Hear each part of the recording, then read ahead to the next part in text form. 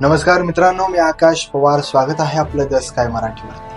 मित्रांनो, मी अनेक वेळा हा प्रसंग सांगितला इतिहासातला. एक छत्रपती शिवाजी महाराज आणि अफजल खानाची भेट याच्यामधला घडलेला हा प्रसंग मी पुन्हा एकदा सांगू इच्छितो. तुम्ही नक्की ऐका, शेवटपर्यंत व्हिडिओ पहा. ज्यावेळी छत्रपती शिवाजी महाराजांची कीर्ती महाराष्ट्रभर नव्हे जगभर गाजत होती, त्यावेळी विजापूरच्या शाही दरबारात बडे बेगम साहेबीच्या काळजात मात्र कल्लोळ उठला आणि भर दरबारात बडे बेगम साहेबा कडाडली, माझ्या दरबारामध्ये असा एकही मर्द नाही का, असा एकही मायका लाल नाही का, तो जाऊन त्या शिवाजीचा निकाल लाव. सारा दरबार गप्प, शांत, चिडचूप. स्मशानात जशी भयान शांतता असते तशी भयान शांतता त्या बडी बेगम साहेबीच्या दरबारात पसरली. बडी बेगम साहेबा चित्कारते, मेरे दरबार में ऐसा एकही मर्द नहीं, वो शिवाजी की गर्दन छाट के मेरे सामने लाए. आणि त्याच वेळी उठला एक आवाज, बडी बेगम साहेबा. साऱ्या दरबाराच्या वळल्या माना. कोण कोण कोण कोण? तोच ज्याने छत्रपतींचे ज्येष्ठ बंधू संभाजीराजांना ठार मारलं. तोच खुद आलमगीर पकडाला औरंगजेब त्याला पकडण्यापर्यंत मजल गाठली. तोच आपल्या वाई शिरवळ प्रांताचा जहागीरदार अबू तालिब गाझी अफजल खान आला सामने.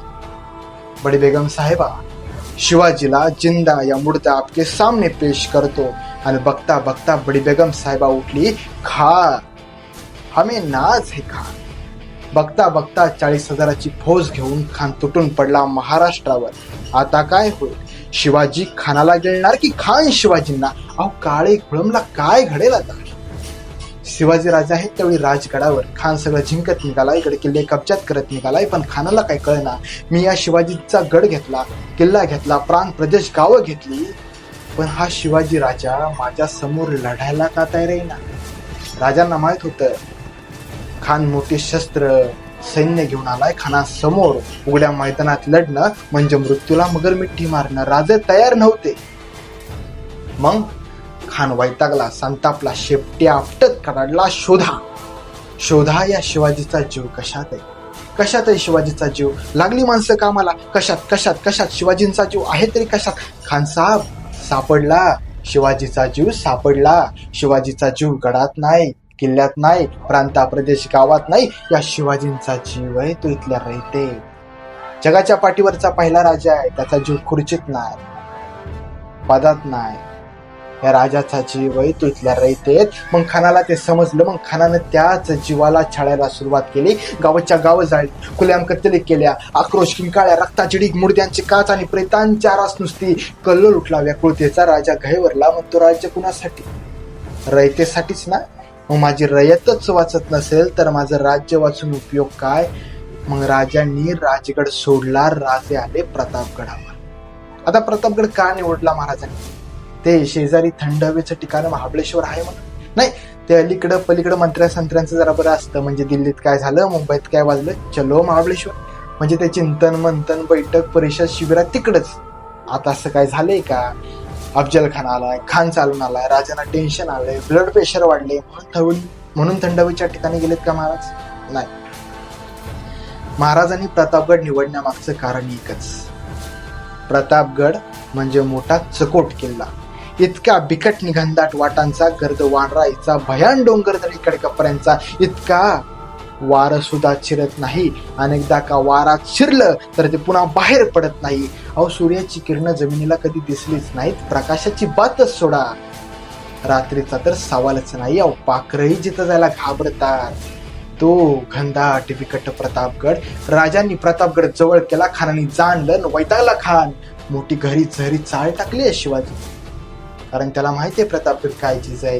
20 वर्ष वाईचा सुभेदार होता. अहो कल्पना आहे त्याला प्रतापगड काय चीज आहे. प्रतापगडला जायला एकच वाट, तिला रडतोंडीची वाट म्हणतात. म्हणजे तिथनं जाताना माणसाचं तोंड रडल्याशिवाय माणूस पुढे जातच नाही, म्हणून रडतोंडीची वाट. अखेर वाईच्या पसरणीच्या घाटात खानाचं 40,000चं सैन्य पसरलं. 40,000ची फौज होऊन आला होता. सगळी तिथंच ठेवली. मोजून फक्त 1000 सोबतीला घेतली. तेही सुखरूप जातील का प्रतापगडापर्यंत? गॅरंटी नाही. पण कसा बसा खान पोचला. छावणी पडल्या खानानं राजांना सक्त दमाचा खलिता पाठवला. हे शिवाजी जान प्यारे असेल तर दाती धरून तुरंत शरणे, नाहीतर बेमोत मारला जाशील. सक्त दमाची भाषा. आता या दमाच्या भाषेला शिवाजी महाराजांनी उत्तर कसं द्यावं?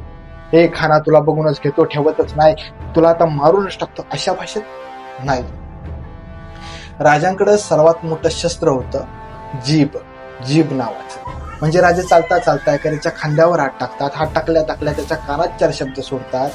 म्हणजे ज्याच्या खांद्यावर राजांचा हात, ज्याच्या कानात राजांचे शब्द, तो माणूस मेला तरी अखेरपर्यंत फक्त शिवाजी राजांचाच बनून राहायचा. महाराष्ट्रातला पहिला काळ आहे. त्या काळात बंडखोरी झाली नाही आणि महत्वाचं म्हणजे कोणी पक्षांतर केलं नाही. निष्ठावंतांची मांदियाळी या महाराष्ट्राच्या बळावर निर्माण झाली आणि महाराजांनी त्याच रसाळ आणि मदाळ भाषेत खानाला पत्र पाठवलं. त्या पत्रामध्ये महाराज म्हणतात, अहो खान साहेब, तुम्ही तो आमच्या वडिलांच्या ठाई. अहो राज्यही आपलंच, तुम्ही आमचेच. तुमच्या मनानुसार आलो असतो आपल्याकडे, पण त्याचं काय ना खान साहेब, आम्हाला ना आपली भीती वाटते. त्यापेक्षा आपणच आमच्याकडे या ना, म्हणजे आम्हाला जरा धीर येईल. पण कान कायचा बच्चा नव्हता. राजांची चाल तो जाणू नये तुरंत दुसरा खलिता पाठवला. वक्त बर्बाद करू नकोस, नाहीतर परिणाम भयान होते. मग राजांना कळलं खान काय सीधा नाहीये. सीधी उंगली से गिन नहीं निकलेगा, उंगली तो टीढ़ी ही करनी पडेगी. आणि सुरू झालं राजांचं राजकारण. दिला आदेश शहरांना, शोधा शोधा शोधा. हा खान ऐकतो कुणाचं, खान ऐकतो कुणाचं. लागली माणसं कामाला, खान ऐकतो कुणाचं. अहो महाराज सापडला, खान ऐकतो कुणाचं, कृष्णाजी पंताचं. कृष्णाजी पंत कुणाचं ऐकतो ते शोधून काढा. परत माणसं कामाला, कुणाचं कुणाचं कुणाचं. हा कृष्णाजी पंत ऐकतो कुणाचं. महाराज सापडला, कृष्णाजी पंत ऐकतो, त्याचा भाऊ तो गोपीनाथ पंत. असं गोपीनाथ पंत कुठे आहे? महाराज ते आपल्या स्वराज्यात आहे.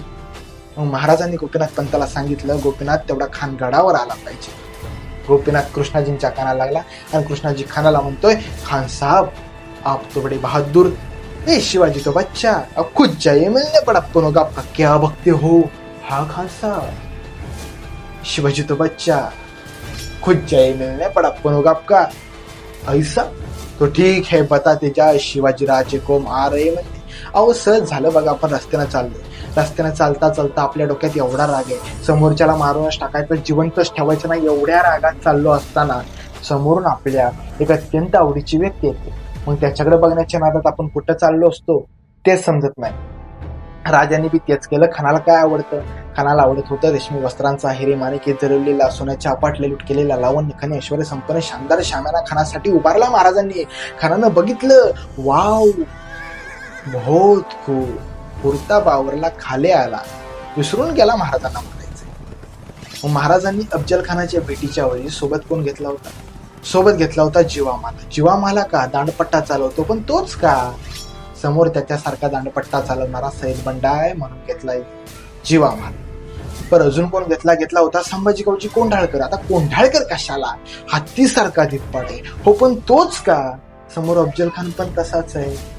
आखाड्यात जर पैलवान उतरवायचे म्हटले एका गटाचे असावे, तेव्हा कुठं कुस्ती रंगते, म्हणून घेतलाय संभाजी गावची कोंढाळकर. महाराज चालले, चालता चालता अचानक थांबले. जीवाला म्हणतात, जीवा कात्रे का रे? आता जीवा नाभिक समाजाचा हो आहे की, जीवा बाहेर काढ, कात्री बाहेर काढ आणि आमची दाढी बारीक कर, एवढी बारीक कर, एवढी बारीक कर की अफजल खानाने भेटीच्या वेळी हातात पकडायची म्हटली तरी त्याच्या हातात नाही. याला म्हणतात सूक्ष्म नियोजन, मायक्रो प्लॅनिंग. दाढी ओढल्यानंतर काय वेदना होता ते आपल्याला कळतं. अफजल खानानं महाराजांची दाढी जर भेटीच्या वेळी ओढली असती तर तिथंच मृत्यूचं कारण बनू शकलं असतं. म्हणून महाराज जीवाला म्हणतात, जीवा आमची दाढी बारीक कर, जेणेकरून अफजल खानाच्या हातात येणार नाही. महाराज निघाले. खानाला वर्दी मिळाली. शिवाजीराजे येत आहेत तसा खान उठून उभा राहिला. समोर पाहिलं 5-5.5 फूट उंचीचे देखणे रुबाबदार शिवाजीराजे आज ते कदम येताना दिसले. खानानं त्याच्या वकिलाला विचारलं, क्या यह शिवाजी? त्याच्या वकिलानं मान डोलावली. तसा खान 2 पावलं पुढे झाला. अहो शिवाजीराजे.